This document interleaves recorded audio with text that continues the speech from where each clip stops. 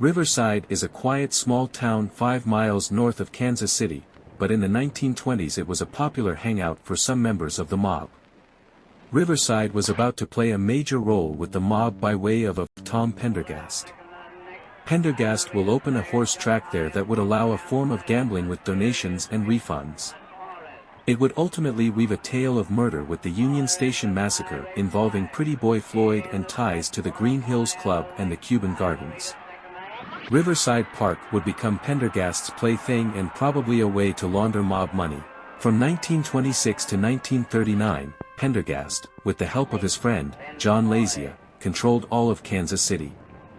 T.J. Pendergast was an American political boss who controlled Kansas City in Jackson County, Missouri, from 1925 to 1939. Pendergast only briefly held elected office, as an alderman, but his capacity as chairman of the Jackson County Democratic Party allowed him to use his large network of Irish family and friends to help the election of politicians, in some cases by voter fraud, and to hand out government contracts and patronage jobs. He became wealthy in the process, but his addiction to gambling, especially horse racing, later led to a large accumulation of personal debts. While gambling and profits from other vice industries enriched Pendergast, the city's nightclubs also provided a home for artists, musicians, and other nonconformists.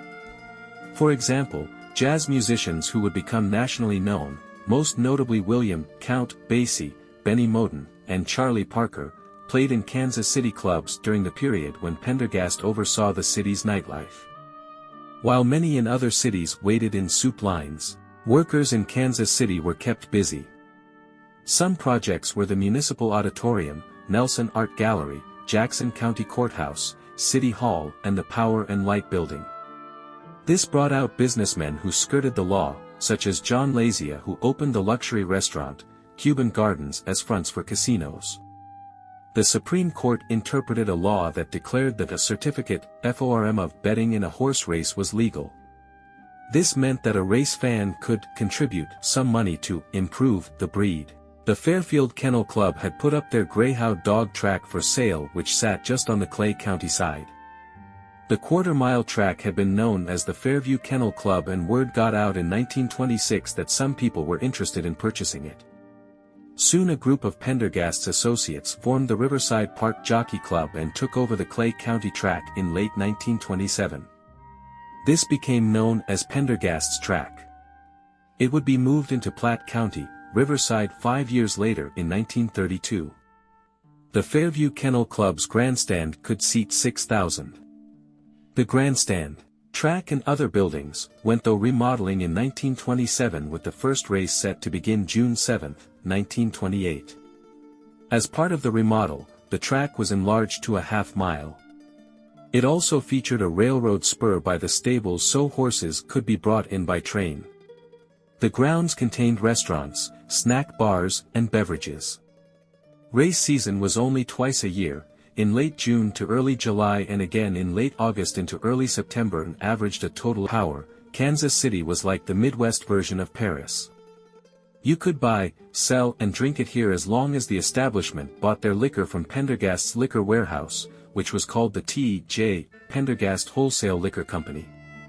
The Pendergast machine's control over the city's police force and city council allowed it to operate with relative impunity, and its public works projects provided jobs and economic relief to many Kansas City residents during the tough economic times. In 1929, John Lazia built a luxurious dinner club and casino called the Cuban Gardens, where he had some silent partners on the gambling end of it. Like the Mirror Lake County Club, Green Hills, and the Riverside Racetrack, this club was located in a rural area, north of the Missouri River, very close to the racetrack. This is about 1 mile west from the KC Waterworks plant. The Riverside Racetrack was probably less than a mile west into Platte County. Lazia required customers to be formally dressed.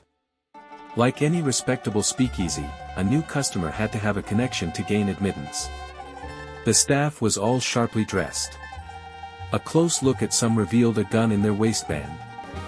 The entertainment was always a big band, usually playing swing or Latin dance music. It's been said that Lazia imported French chefs for his kitchen. The Cuban Gardens fronted as a restaurant, but could be quickly converted into a private gambling casino in as little as 10 minutes, according to newspaper accounts. In one night, the Platte County Sheriff tried 5 times to raid the place with no success. Platte County Sheriff, Holt Coffey, and one of his deputies, was accused of taking bribes to leave the Cuban Gardens alone. A Kansas City gambler named Jake Feinberg opened the Green Hills Club in the area with silent partners. It was located about 1 mile west of the track where the Green Hills Trailer Court is today, just east of Misty Woods.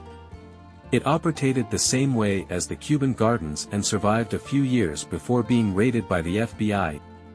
For a few years after the gambling, it had become an actual country club.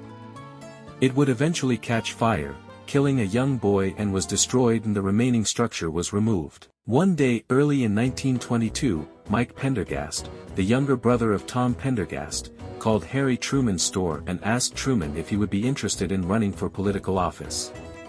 He easily won the November election and immediately went to work on his 2-year term to implement his business administration, because the county had a budget deficit.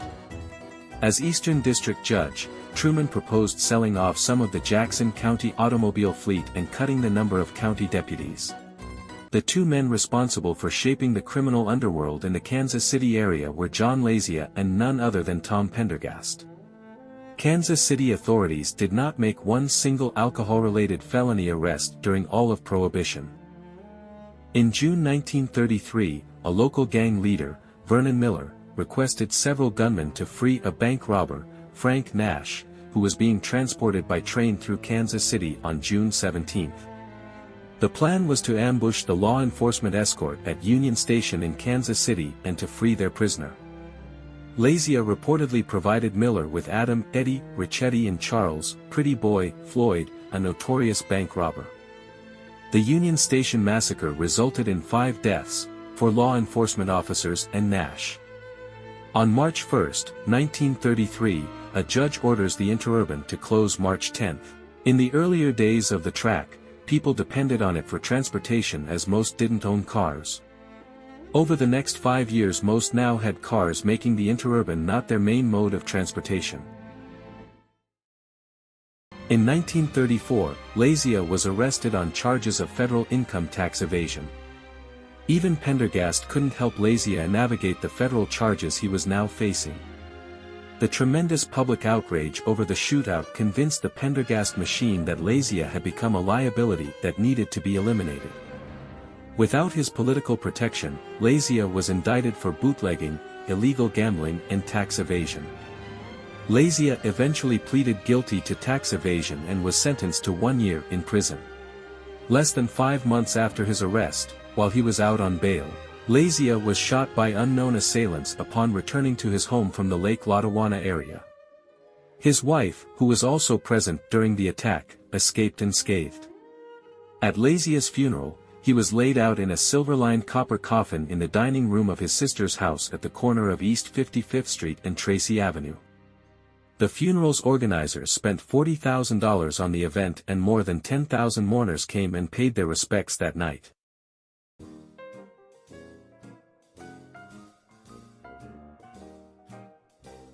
Vice President Curtis was a Native American Republican senator from Kansas and had become Herbert Hoover's vice president in 1929. There were rumors he might throw his hat into the presidential ring coming up, and so he visited the track in June, 1931. Whatever dreams he had of being president were taken away when he suddenly passed 5 years later on February 8, 1936.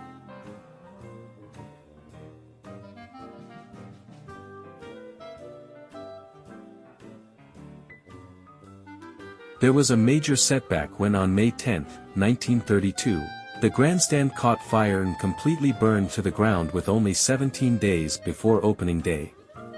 The fire made the national news wires. Workers worked night and day and had it all completed by opening day, May 27, 1932. 25 additional acres were bought or optioned in 1932 by the Riverside Jockey Club to move the operation and enlarge the track to a mile. They would move the new grandstand on tracks nearly 600 yards and construct a board and plank standing area between the track and grandstand. This was expansive and all new to the customers and designed where everyone could see the horses easily.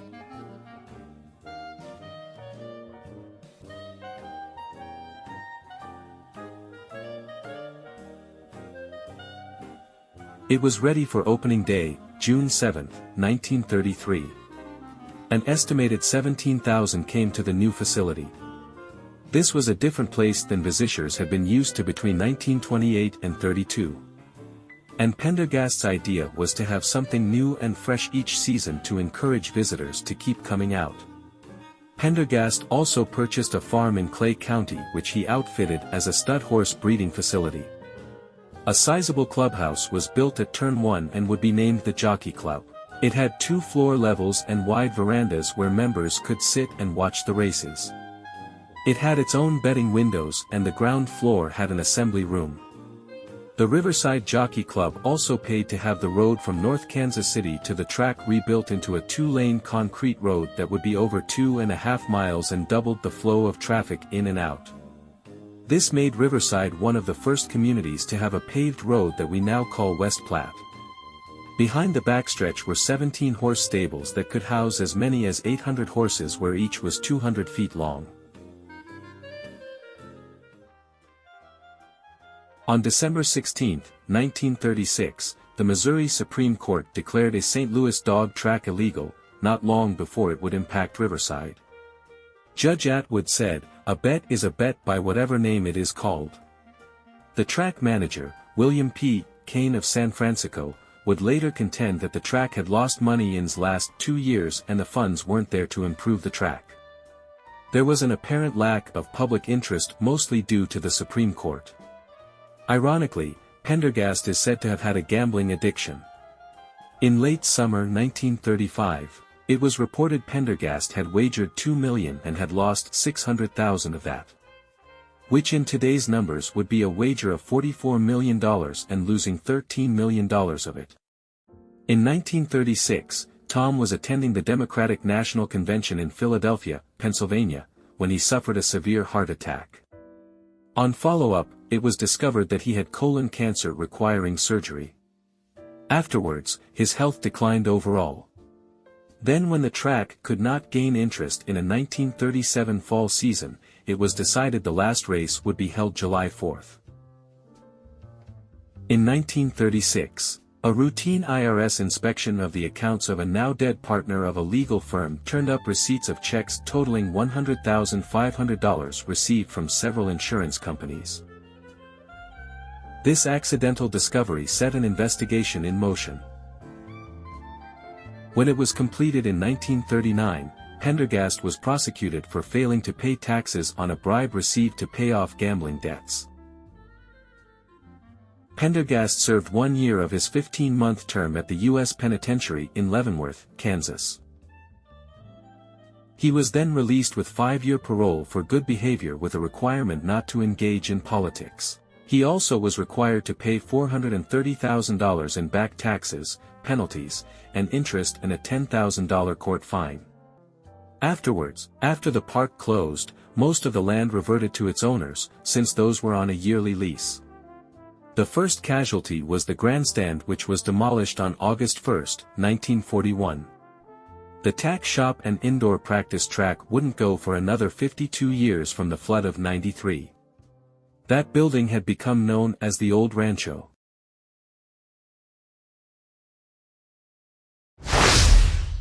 The Riverside Jockey Club building remained for 75 years, before being demolished in 2012.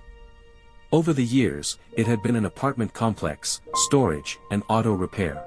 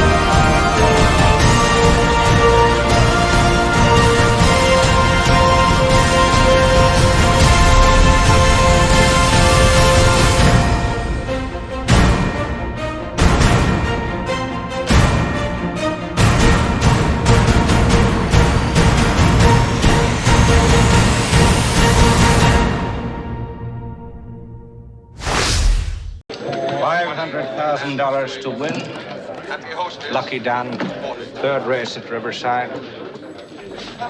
Post time for the third. You heard me. 27. Hold on, sir. Oh, there's a jockey change. Get the manager. In the fourth at Belmont. Jay Stout will ride Flying Finn. Paid $6.10, $4.30, and $2.50. What's your problem? I'm putting $500,000 on Lucky Dan to win third race at Riverside. Can't lay that off in time. Bet like that could break us. Not only are you a cheat, you're a gutless cheat as well.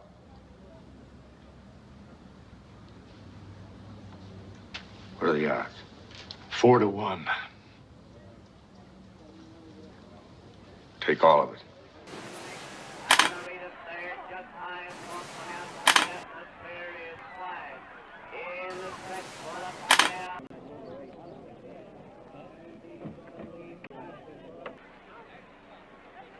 Ladies and gentlemen, this is Honor Row, calling the third race at Riverside Park in Kansas City. This is a claiming race for $1,500 for 3-year-olds and up. It's been raining and the track is muddy. The flag is up. And they're on.